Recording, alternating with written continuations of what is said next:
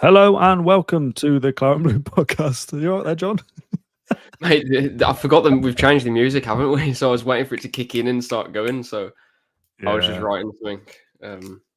Sorry, go on. It's all right. Well, it's usually chaotic energy on the live stream, so we've started with a Got all bang. my water as well. That's unfortunate. For those that are watching, we have shortened our intro sequence from like a minute and a half to about 50 seconds, and it's taken John unawares. But we're here now. I'm Dan Rolinson, joined by John Townley to talk about Wolves. You've been at Bodymoor Heath this afternoon to speak to Unai Emery. What was he like? Yeah, Unai was good today. Obviously, I think a few people probably saw the press conference that he did after Young Boys, and I think a few people mentioned he was a bit. I don't quite know how to say it, but I think he was. Well, actually, we spoke about it in our Q&A, didn't we? So if you haven't watched that, then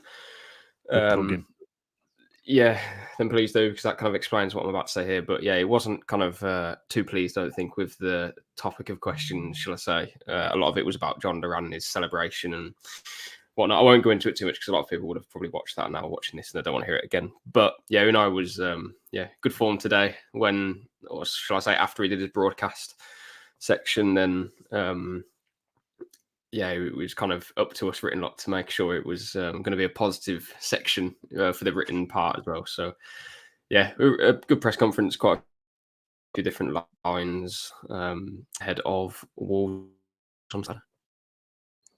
Excellent. Your connection is a little bit dodgy, as per usual. But while I mention that, comments aren't showing up. So I'm going to open a second tab. So if you are here in the comment section, just say hello or something. That would be useful, just to see if they're ticking through okay. So I can't see them in the usual place.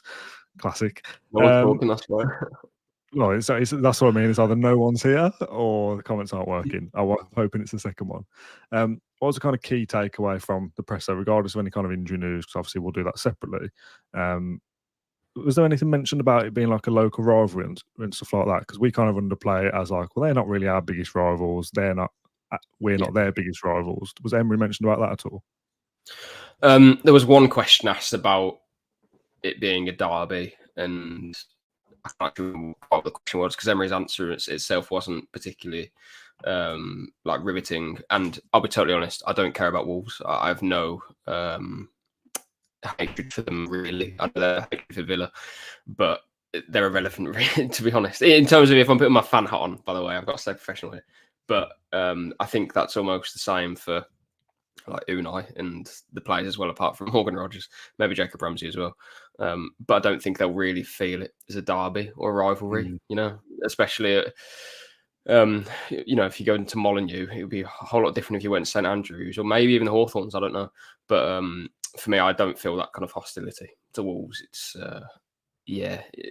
West Midlands derby, of course, but then these days people say like Midlands derby when we play Forest and Leicester, and it's just come on, nothing. Yeah, I think from when I was growing up, it was definitely in the order of obviously Blues is always top. Albion second, a lot of Albion where I grew up. Well, do I want many Wolves, to be honest? There's a couple of Wolves around Kidderminster, but not enough to make this like, oh yeah, I know so-and-so down the road, he's a Wolves fan. Like, to me, it's pretty much just another game, just another opportunity for 3 points. Whereas if it was Blues or even Albion, I'd be a bit like, oh, there's something on this. Whereas Wolves is... I think it's because I think knowing that they don't like us at all, it probably stems from that a bit. I mean, there'll be lots of Villa fans who don't like Wolves, and that's absolutely fine. But just like even today's press conference, as I said, for there only to be one question from someone who obviously works in local media as well, that's kind of says a lot about how it's hardly a fierce rivalry, is it? Not for me anyway. Yeah, okay. All right, let's go injury update second. The one bit I liked, which isn't really relevant for this weekend, is just that Mings and Kamara are in like proper training now. They're like fully involved with the squad. Yeah. That's such a nice thing to hear, isn't it? Yeah, it's like another update because obviously they'd returned to full training a few weeks ago now. But now the latest update we have is that they are in full training, like in full time kind of thing. So I presume this is kind of the last hurdle basically, and they'll be doing this for a couple of weeks and then they'll be in the match day squad. So Emery did say again today that in a few weeks was the kind of when they'll be returning to the matchday squad. He said that also last week, I'm pretty certain. So I don't know exactly when that will be.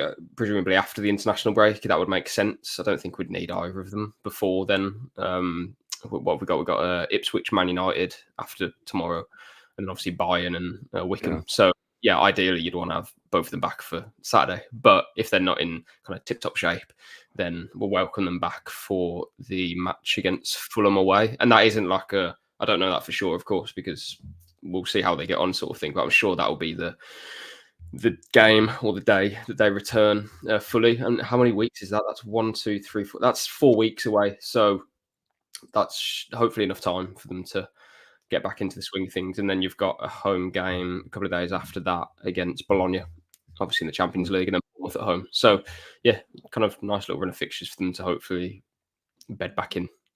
If they're in full training and are now in like full training, full training, is there any kind of slim possibility that they might just get like literally 30 seconds against Wickham? Or is that really absolutely like really underestimating? Just like, what is the point of that? Yeah, I don't know.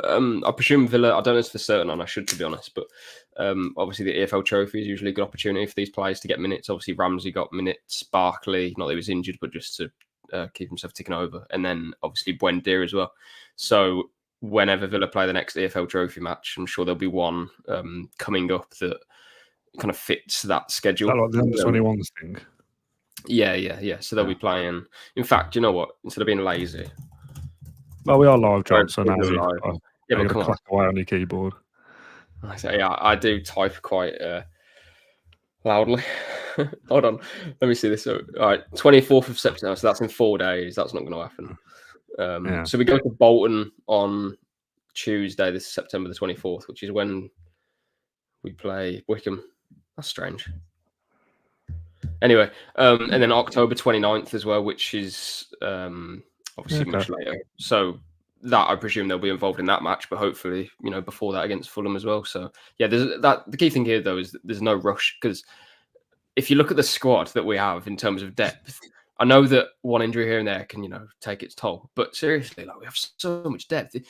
If you think about Kamara coming back in the team right now, like we said on the Q&A, didn't we, Dan? Like, what on earth are we going to do like elsewhere? Which is a crazy thing to say, but Tielemans is undroppable. Onana obviously brings a lot to the team, and I know he was hooked against Everton, but he's clearly adapting very quickly and has scored 3 goals in as many away games that he's played so far. You've obviously got John McGinn, you've got Leon Bailey, Ramsey, Rodgers. There's so much there, and just thinking, how are these players all going to get the chance? Obviously, they'll get the chance, but to pick a perfect 11 is really impossible, especially when those 2 players come back. And Emery also spoke today about Mings, about how Villa have missed him in both boxes, defending set pieces and etc. But then you're thinking, well, how does that, when Mings comes back in, surely Torres would come out, and you can't take Torres out. So obviously Unai is much wiser than us, but he has really got, some serious options there to work with. And I don't think any player is going to be, when I say that any player will be happy, when I say that there isn't a player that is going to be, how do I say this? I don't know. Go with something not here, right? Any player that misses out won't be happy, okay? But at the same time, they're contributing to the success over the course of the season. So it's not going to be like an unhappy camp, but you'd expect all of those players, like Ian Maatsen right now, to be thinking, I want to be playing, but their chances will come. Yeah. Jesus. Okay. If this was a pre-record, all that would just be chopped out, tightened down. Oh, this is what I have to deal with, everyone. Bloody hell. I'm no better. Sorry. No, that's so harsh. I'm no better myself. We don't call these Inside Bodymoor in the title because it doesn't really pull people in, and it's not just a match preview. So the title I've gone with for this one, on YouTube anyway, I might change my mind later, is Unai Emery's Aston Villa to pile on more misery on Midlands rivals Wolves. They've started terribly. The back end of last season wasn't great either. A couple of comments saying like, "Oh, you've jinxed it." Do you back Villa without kind of getting into a score prediction that they are the favourite, they're the best, they're the better team? Yeah. You've got to take advantage of Wolves being rubbish. Yes, but I'm not reading anything into that form guide at all, because why not? Because it's 90 minutes. Like, Wolves aren't so bad. Like, for example, if this was who's a pony team in the Premier League? No, offence, but well, it's Southampton, right? I mean, Wolves. they haven't been in the league for very long anyway. No, but Wolves, they're clearly, for the players that they've got, they're not that bad. They actually had a very good season last season. They was missing forwards. So, firstly, what I would say is you need context. At the back end of last season, lots of injury. This isn't me trying to make a case for Wolves at all. But when they came to Villa Park, they were missing all the strikers. They had a kid up front with Sarabia and someone else. And then they'd already basically had a good season anyway. They were knocking on the door of Europe at one point in like January or February. And then they tailed off a bit because of a couple of injuries. Season ended, blah, blah, blah. O'Neill probably knew that he was losing good players. They've had Liverpool. They've had Arsenal, Newcastle, Chelsea, Forest away. Forest are unbeaten at the moment. Now they've got Villa. Then they've got Liverpool and City in the next three. Brentford as well. They've had the worst fixture list at the start of the season. So I'm not making the case here to say that Wolves are, a decent side and we shouldn't be taking the mick. But what we should be doing is what Unai said in his press conference. We need to respect them, because if we give them a sniff, this is like the perfect opportunity for Wolves to turn their form around. Like, genuinely, I think it'll be a very tight game. Villa are not going to win this game 3 or 4-0. I can't see that happening. I just think this is a good opportunity for Wolves. It's a good opportunity for us, of course, because they're in bad form. But this is also a game where they're coming to Villa Park without any pressure, really. Like, yes, they need to get points and results, but O'Neill was already playing, and this could work one of two ways. But O'Neill's already playing the card of we're second favourites in all of our games at the moment, and everyone expects us to lose, which on one hand is a bit defeatist in my opinion, but then it also means that those players come to Villa Park and they can play probably a bit more freely than what they would be doing if O'Neill maybe came out and said like, "Oh, we need results quickly, else we'll be in a relegation fight by December."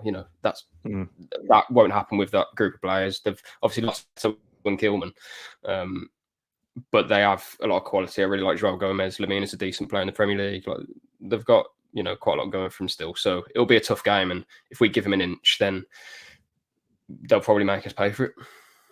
That's me just ripping up my piece of paper later on that's got 4-0 written on it. Right. Okay. Right. Okay. Yeah. Fair enough. Let's move on. Right. They are in really bad form, but I just think you can't take last season's back end of the season. You need to focus on what they've done this season, which is they lost to Chelsea, bad tactics from O'Neill. But then they drew to Forest. They probably could have beaten Newcastle, but a deflected goal and a Harvey Barnes wonder goal. I know they still lost the match, but I just think context is needed here. Okay, let's do the opposition view next. I caught up with Ryan Lester earlier, and I should remember, but I've totally forgotten. I don't have it in front of me. I think it's the Wolves something. The link's in the description if anyone wants to go and watch a Wolves podcast. Obviously not. They're not going to, but Ryan is a top lad. He's been on a couple of times. So if I click a few buttons, hopefully we'll see the video from earlier today.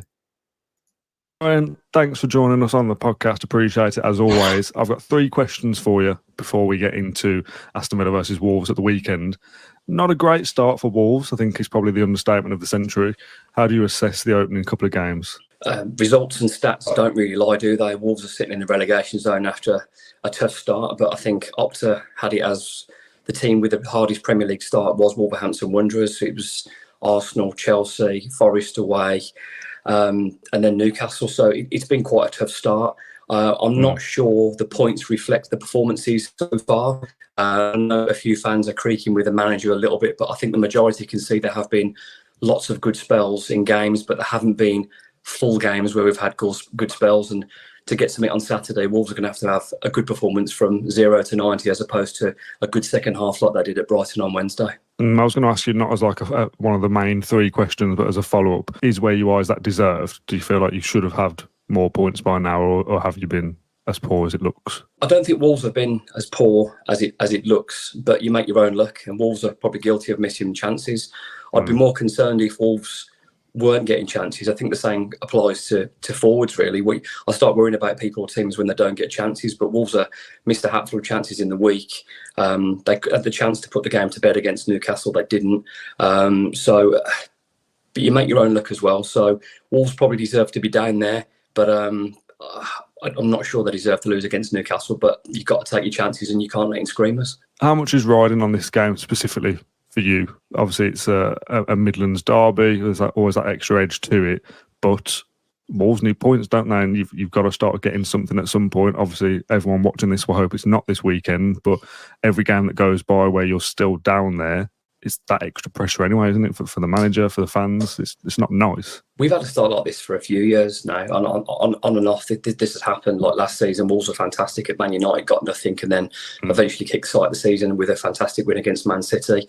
Wolves have certainly got the players. I think Wolves will be safe, but in terms of Wolves v Villa on Saturday afternoon, it's a massive challenge. I think any game's important in the Premier League, but there's that added spice because it's kind of our both derbies in the Premier League. Although it's not an official derby, it's close enough. There's been a bit of needle in recent years, which has been fun. I enjoy that. I think that makes the day out. I like the crowd a bit tastier, and the goals feel a bit more important. The games feel a bit more important, but yeah, I mean, it's not a deal breaker or a season breaker for Gary O'Neill or for Wolves, but it's an opportunity, isn't it? And sometimes they say derbies are levellers, and hopefully that is the case because Villa are off to a fly, obviously scoring 3 in the Champions League, while Wolves are losing to Brighton. So different trajectories at the moment, but it's a massive game for Wolves. But equally, Villa won't see Wolves as a threat, and they'll be trying to get 3 more points, and hopefully that'll give Wolves opportunities, because I would like to think that if they play a high line like they did and Calvert-Lewin's getting clean through, then Matheus Cunha's going to get a few chances as well. Yeah, it's going to be interesting to see how it pans out. It's a big game for us as well, for obvious reasons. You know, Villa are on a good run at the moment, but with a favourable set of fixtures, you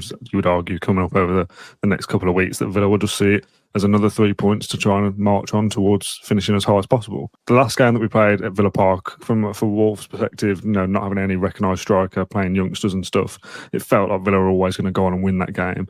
Obviously, this will be a very different game at the weekend.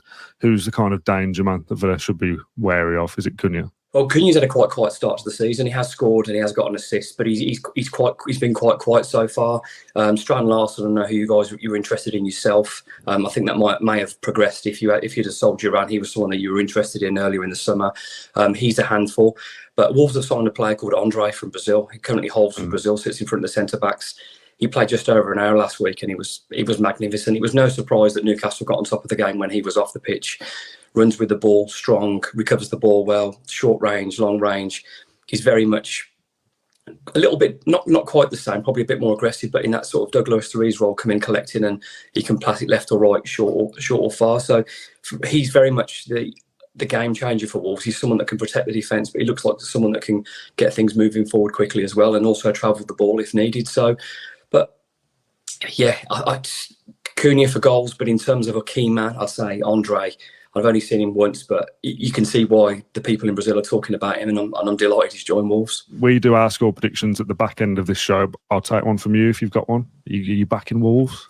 I've always got to back Wolves, and I've done a few podcasts, and I always get laughed at. But I think if you came on my podcast, I'd expect you to back Villa. So Wolves are winless in the league, but let's go with 3-2 again. Wolves love a 3-2 at Villa Park. Bit of tongue in cheek there, but we shall see. Got to bring it up. I mean, take your wins from somewhere. Went a couple of goals down against Everton, and even at 3-2, like I said, Calvert-Lewin had a few chances. Villa play that style of football with a high line, the press, the squeeze, and it works well for Villa because when you've got Watkins and Duran, who can finish from anywhere, get them opportunities, you're going to outscore teams. But I'm confident that Wolves will get opportunities, and the difference will be, will Wolves take them? I think if Villa get chances, they probably will. But if Wolves take chances, then it could be quite a close and entertaining game. Okay, Ryan, thank you very much for joining us. As always, we appreciate you coming on, and we'll link up again for the reverse fixture later in the year. Thanks for having me, mate. Good luck. You don't mean that. Right, John, did you enjoy that? Yeah, you were quite pally with him. There's a good bit of chemistry there. Maybe that just says a lot about you as a presenter, though, Dan. You know, you can kind of switch it on for anyone, sort of thing. That's lovely words, John. Thank you very much. First comment is deluded Wolves fan from Adam in the comments, which is funny. I'm sure Ryan will be buzzing with that. That video, 5 and a bit minutes, was shorter than a 6-minute video John Townley posted on his Twitter account, killing all our podcast content. 6 minutes. I just giving my views. Yeah, a bit more video content on the old Twitter account. On the old X account. All right, cool. Next up, away from match day, the opportunity to talk about something that is not related to the upcoming fixture. And we'll do a couple of plugs. First of all, the Champions League special, which I said to John before we started, let's plug this. And you said, I don't know if we're plugging it anymore. Well, there it is anyway. Yeah, you can still buy it. Obviously, we've only played one game, so 7 left, yeah. Yeah, but there's previews for the other teams and stuff. Just because we played one game does not make that whole thing redundant. So if you want to buy that, link below. In the little opposition previews I did, I put Celtic have got I can't remember what it was now, but Brendan Rodgers' record in the Champions League is like the worst of all time or something after 20 matches, and then they go and win 5-1. Probably still stands if I wrote about it being, up until now. No, but Yeah. they won 5-1, didn't they, against whoever they played? But you know what? Just on the Champions League quickly, I feel like there's a lot of fodder in this league phase at the moment. Well, What? yeah, well, there's 36 City- teams, isn't there, which is more than usual. So there's some in there that aren't usually of the standard, I suppose. Like to the point where I'm like young boys. I know we won 3-0, and the credit goes to us. But they're going to get minced by a lot of teams, even if they play at home. Then they go to Barcelona next. Slovan Bratislava play City. Like that shouldn't be a game in the Champions League. Like, maybe that sounds rude on Slovan Bratislava, but it's more like Europa League or Conference League team. I don't know. Maybe that sounds rich coming from a Villa fan who's only just seen us come back into Europe. But do you know what I mean? Those games don't seem very competitive at all. Yeah, we said after the game on the post-match show that we had harder games in the Conference League last year than we did for young boys. It's like this more elite competition, but the game itself was easier. But roles will be reversed when Juventus stick 10 past us. I hope not. Which obviously isn't happening, but you know what I mean. Wait, well, Bayern nearly put 10 past someone. That shouldn't be happening. Feyenoord lost 4-0 at home. Like the thing is, though, I like how many teams there are, but you can't have it both ways. You can't just have like 8 Premier League teams and 8 Bundesliga teams and then 8 Serie A teams. You need to have pickings of Dutch teams, and But anyway. Yeah, the other thing I wanted to plug was James Rushton has a newsletter that he emails out to people. His lovely written work called House of V. He's been doing it for, 18 months, 2 years possibly, after most games. And I contacted him previously after he wrote the Young Boys one that went out yesterday. Really well written, really, really good. Why are you laughing, John? You know what? I've always since that game, I've always put BSC Young Boys now. BSC. The BSC does a lot of heavy lifting, doesn't it? The BSC Young Boys post game newsletter that James wrote. He was at the game, and it was very emotive and kind of made you feel like you were there the way he wrote it. And I said to him, that'll be great as a podcast. Do you want to record it? Do you want to just basically read what you've written and we'll post it on Claret and Blue? And he's like, yeah, absolutely love to.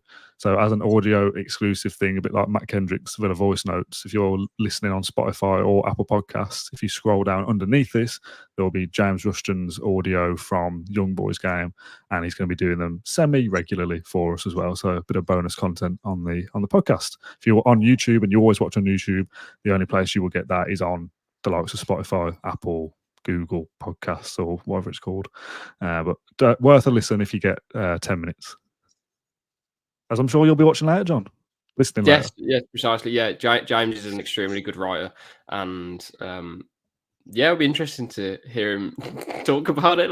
It's on performing it, isn't it? Because he's already written it. He's then going to say it. Yeah. I remember when I went to America last year, and I downloaded the Alan Partridge podcast thing, and I just had him in my ears, and I was like, "This is so weird." But that is a podcast, I suppose. But it's just strange to listen to just one person. I also enjoyed it, so yeah, I'll also enjoy James's podcasts when they come as well. Okay, good. All right. Next up is predicted 11 back to Wolves. I've got a graphic to flash up on screen in a moment. It's pretty much as you were. Do you want to talk through it? My predicted 11. Martinez in goal. I've put, as you can see there, I've put Konsa right back in, Carlos centre back. That's the only change, I think. Yeah, just Carlos and Konsa. I don't know. Just feel like that's what Unai will go with. There are some quotes from Emery about Konsa and Carlos and that kind of dynamic. That part of the pitch should be on Birmingham Live at 10:30 tonight, I'm pretty sure, if not in the morning. I'm not really giving anything away there, but obviously this is something that he used again in the second half of the Young Boys match. I honestly don't really know why he didn't, or why we haven't seen it since the window closed, basically. Obviously, we all know that we wanted to bring in Geertruida, and Carlos didn't go in the end, so that deal didn't happen. But since then, I wonder if maybe Carlos is just kind of getting back into the rhythm of things, and that's why we haven't seen him starting matches and constantly playing at right back, because I think that's we finished fourth last season and kept a clean sheet at the Emirates with that dynamic, and did obviously very well in other games. The City and Arsenal matches at home as well. Like I don't know. I was just a bit surprised to see us kind of not scrap it, but obviously Emery said that we want to build up in a different way, and I want to play Constant centre back now. But then that changed a little bit for the young boys. I don't know. I can just see him kind of going back to it potentially as the season develops. But obviously, Matty Cash will be coming back shortly. Maybe that would then put Constant back at centre back. But either way, there's lots of options. But I just think for the Wolves match, I think it would be useful just to play those two again. Nothing against Bogard, by the way. I just think he's obviously still got a lot of development to go through, but the experience that he would have had from the last few weeks, the last 4 or 5 games that he's played, then that's kind of been invaluable to him, I'm sure. Yeah, as a kind of spin-off question, I'll let you answer it in a second. Why do you think we've not seen Nedeljkovic very much since, what was it, the first game of the season, possibly the first 2? First 3, yeah. First 3. So firstly, that question, but also I was speaking to Ryan after we finished recording, and he was saying, there's a possibility that they're not got a fit natural left back for this game, but kind of it's one of those wait and see. He might be fit, might not be. And that Doherty played left back against Brighton, which is obviously a right-footed player playing on the left side, but he handled Minter very well for Brighton, who is obviously a menace, I think Ryan called him. Right. So kind of like, that's not his position, but he did it well. What we've seen from Villa, and I think we spoke about this on the Q&A, or started to, was that we've not added much width on the right-hand side, with McGinn playing off that side, or Bogard playing right back and not really going forward. If it is Konsa right back tomorrow, he'll go forward more than Bogard, but still not really, not as an out-and-out fullback would do. Is the case that Nedeljkovic could play that role better and just kind of hammer that right side because of Wolves' possible left-back problems? Possibly. I really like Nedeljkovic, and I've sung his praises before. I just think he's still very young, and he clearly has a lot of learning to do, and I think we can all tell that without watching training, because Emery hasn't started him, and Bogard was the kind of surprise starter in that Leicester match. We all thought Nedeljkovic would play because he'd played the last 3 games. So like 2 games before then, obviously most of the Arsenal match, and I really didn't want to sound like I was being like overly critical when I was analysing that match, but I just thought, I understand, for example, in that goal where Trossard scored, and I think I said something along the lines of Nedeljkovic is, for me, not solely at fault, but more experienced player probably doesn't allow that situation to develop, because, Bailey wasn't marking, and I think a lot of people thought, it was Bailey's fault. But I just think, well, the defender in Nedeljkovic, if he's more experienced potentially, if it was Konsa or, I don't know, even Bogard or definitely Cash, they'd be screaming at Bailey like, tuck in, or watch your man like you'd be side on or something. I just think that those really small details where it might not even look like his fault. I'm not digging him out, by the way, or I'm not trying to at least, but it's just those really minute details at the highest level that, can cost you essentially. And I think Emery's probably wary of those things more than anything else, because what we've seen in the final third and the promise that he has, it's huge. He's got a massive ceiling. He's just played twice for Serbia. Should have been in the Euro 2024 squad, but had an injury, so wasn't up to fitness.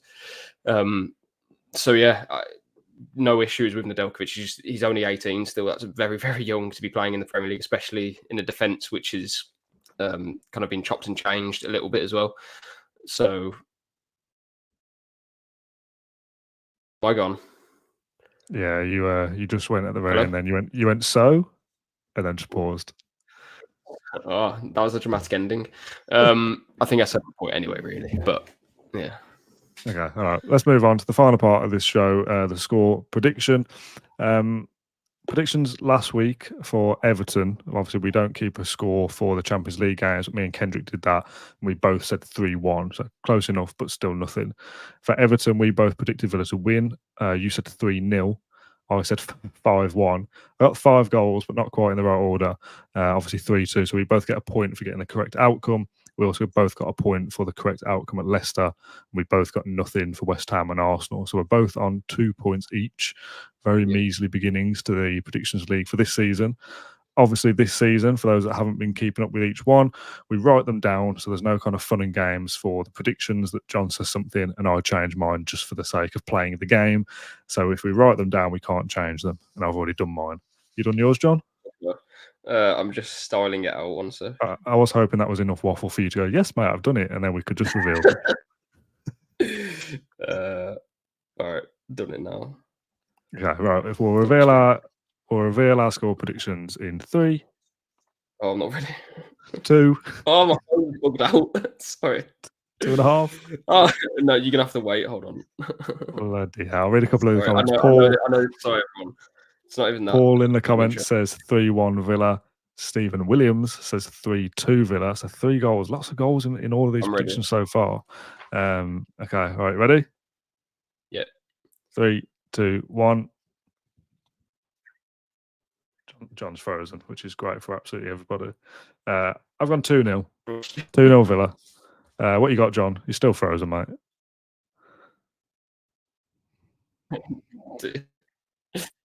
Unbelievable. 3-2.